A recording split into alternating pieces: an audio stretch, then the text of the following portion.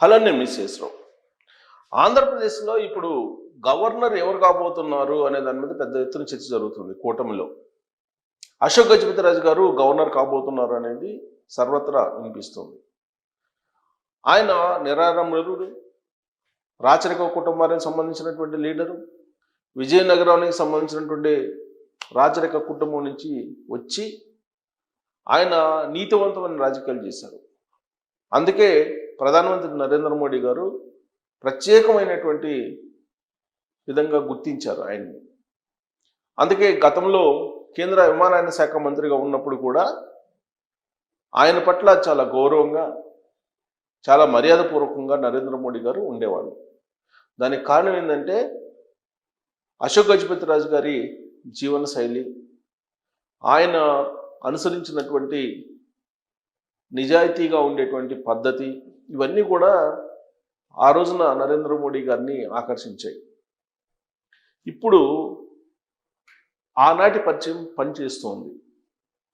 గవర్నర్లకు సంబంధించినటువంటి ఎంపిక దేశవ్యాప్తంగా జరుగుతుంది. 5 గవర్నర్లని ఎంపిక చేసేటువంటి అవకాశం ఉంది, కొత్త వాళ్ళని. ఆ 5లో ఒకళ్ళు ఖచ్చితంగా తెలుగుదేశం పార్టీ నుంచి ఉంటారు అనేది సర్వత్రా వినిపిస్తుంది. మరి ఎవరు అని అంటే మరో ఆలోచన లేకుండా, మరో ప్రత్యామ్నాయ పేరే లేకుండా అశోక్ గజపతిరాజు గారిని ఏకగ్రీవంగా కూటమి గవర్నర్గా అశోక్ గజపతిరాజు గారిని ఎంపిక చేయబోతున్నారని చెప్పి తెలుస్తుంది. ఈ ఎంపిక సంబంధించి ఇప్పటికే నరేంద్ర మోడీ గారు అలాగే చంద్రబాబు నాయుడు గారి మధ్య ఒక చర్చ కూడా జరిగిందని చెప్పి తెలుస్తుంది. ఆ ప్రస్తావన కూడా వచ్చింది. గవర్నర్ ఎంపికల విషయంలో ఇద్దరి మధ్య సంప్రదింపులు కూడా జరిగాయి. సో ఆ క్రమంలో గవర్నర్గా అశోక్ గజపతిరాజు గారు ఆయన ఎంపిక కాబోతున్నారని తెలుస్తుంది. మరి ఏ రాష్ట్రానికి ఎంపిక కాబోతున్నారు అనేది కూడా మరొక అంశం.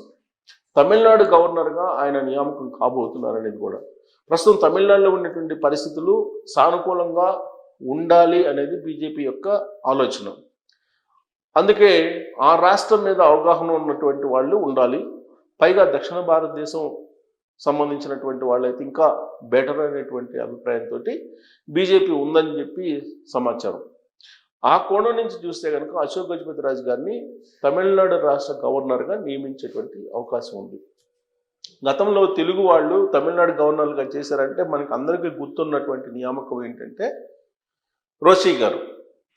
ఆయన ఉమ్మడి ఆంధ్రప్రదేశ్ ముఖ్యమంత్రిగా ఉన్నారు. ఆ తర్వాత కిరణ్ కుమార్ రెడ్డి గారిని కాంగ్రెస్ పార్టీ ముఖ్యమంత్రిని చేసి ఆయన్ని తమిళనాడు గవర్నర్గా పంపించారు. ఇప్పుడు మళ్ళా అశోక్ గజపతిరాజు గారు తమిళనాడు గవర్నర్గా నియామకం కాబోతున్నారు అనేది వినిపిస్తుంది. సమీప భవిష్యత్తులోనే అసెంబ్లీ ఎన్నికలు కూడా అక్కడ ఉన్నాయి. పైగా అక్కడ గవర్నర్కి ముఖ్యమంత్రికి ఇప్పుడు ప్రజెంట్ పెద్ద వార్ జరుగుతోంది. ఆ క్రమంలోనే ఇప్పుడు అసలు స్వయం ప్రతిపత్తి కోరుతూ ఒక తీర్మానం చేశారు స్టాలిన్ తమిళనాడు రాష్ట్రానికి. ఎందుకంటే అసెంబ్లీలో తీర్మానం చేసినటువంటి బిల్స్ని హోల్డ్ చేశారు ఇప్పుడున్నటువంటి గవర్నర్. అందుకే ఆయన కోర్టుకు వెళ్ళారు. కోర్టుకు వెళ్ళి కోర్టులో గెలిచారు స్టాలిన్.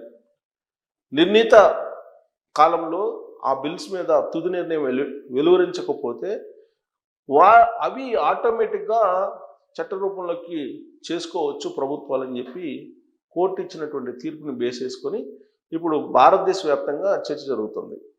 అటు సుప్రీంకోర్టు మీద అలాగే ఆయా రాష్ట్రాల హైకోర్టుల మీద కూడా చర్చ జరుగుతోంది. లెజిస్లేషన్లో జ్యుడిషియరీ ఎంటర్ అయ్యింది, ఇక పార్లమెంటు వ్యవస్థ ఎందుకు, పార్లమెంట్ని క్లోజ్ చేద్దాం అనేటువంటి యాంగిల్లో ఉపరాష్ట్రపతి చంద్రచూడ్ లాంటి వాళ్ళు కూడా మాట్లాడుతున్నారు. అంటే న్యాయ వ్యవస్థ మీద చర్చ ప్రారంభమైంది. దానికి కారణం తమిళనాడులో స్టాలిన్ ప్రభుత్వం పాస్ చేసినటువంటి 10 బిల్లుల్ని ఆ రాష్ట్రానికి సంబంధించిన గవర్నర్ హోల్డ్ చేశారు. దాంతో కోర్టుకి వెళ్లాల్సి వచ్చింది స్టాలిన్.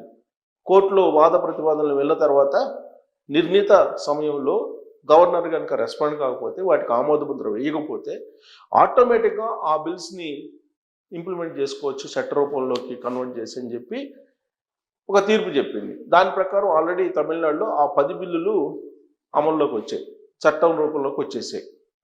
ఆ తర్వాత స్టెప్ ఏం చేశారు, స్వయం ప్రతిపత్తి కావాలి తమిళనాడు రాష్ట్రానికి అనేటువంటిది మరొక అంశాన్ని తెర మీదకు తీసుకొచ్చాడు స్టాలిన్. అంతేకాదు అసలు హిందీ భాష అవసరం లేదు అనేటువంటిది ఇంకొక వాదన కూడా ఆయన బయటకు తీసుకొస్తున్నారు. దక్షిణ భారతదేశానికి అన్యాయం జరుగుతుంది అనేటువంటి వాదన కూడా చాలా బలంగా వినిపిస్తున్నారు. ఇలాంటి పరిస్థితుల్లో అక్కడ రాజకీయాలు తెలిసినటువంటి, తమిళనాడు మీద ఎంతో కొంత భౌగోళికంగా పట్టున్నటువంటి లీడర్ కావాలి గవర్నర్గా. అందుకే ఆయన రాజ్భవన్కి అశోక్ గజపతి రాజు గారిని తమిళనాడులో పంపించబోతున్నారు అని చెప్పి తెలుస్తోంది, ఢిల్లీ వర్గాల నుంచి కూడా. మరి అశోక్ గజపతి రాజు గారికి ఎందుకు ఇలా ప్రాధాన్యత ఇస్తుంది తెలుగుదేశం పార్టీ కూటమిలో అని అంటే, సుదీర్ఘమైనటువంటి రాజకీయ అనుభవం ఉంది.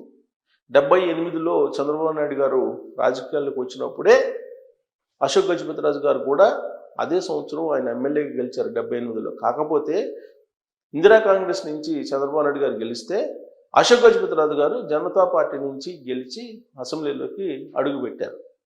ఆ తర్వాత ఎన్టీ రామారావు గారు తెలుగుదేశం పార్టీ పెట్టారు. ఆ పార్టీలోకి అశోక్ గజపతి రాజు గారు వచ్చారు. పైగా ఆయన తెలుగుదేశం పార్టీ వ్యవస్థాపక మెంబర్ కూడా అశోక్ గజపతి రాజు గారు.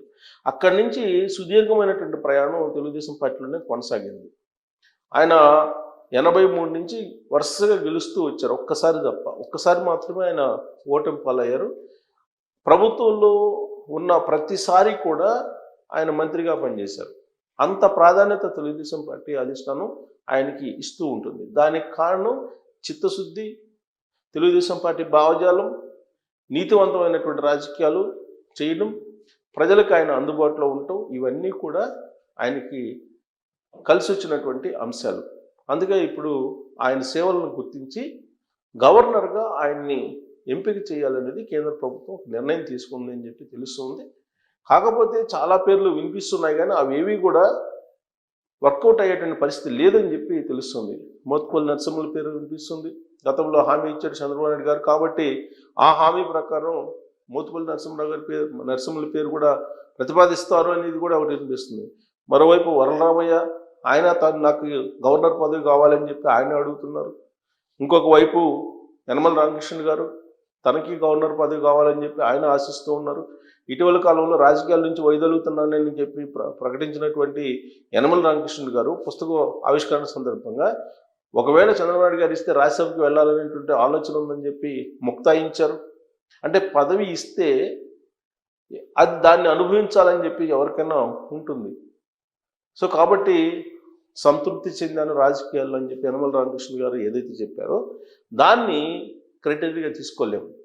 అలాగే రాజకీయాలని నేను వదిలిపెట్టేశాను, వ్యవసాయం చేసుకుంటానని చెప్పినటువంటి సాయిరెడ్డి గారి మాటలో మనం నమ్మలేము.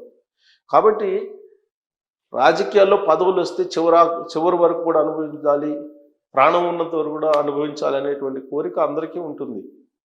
కాకపోతే అశోక్ గజపతి రాజు లాంటి వాళ్ళకు మాత్రమే అవకాశాలు వస్తూ ఉంటాయి.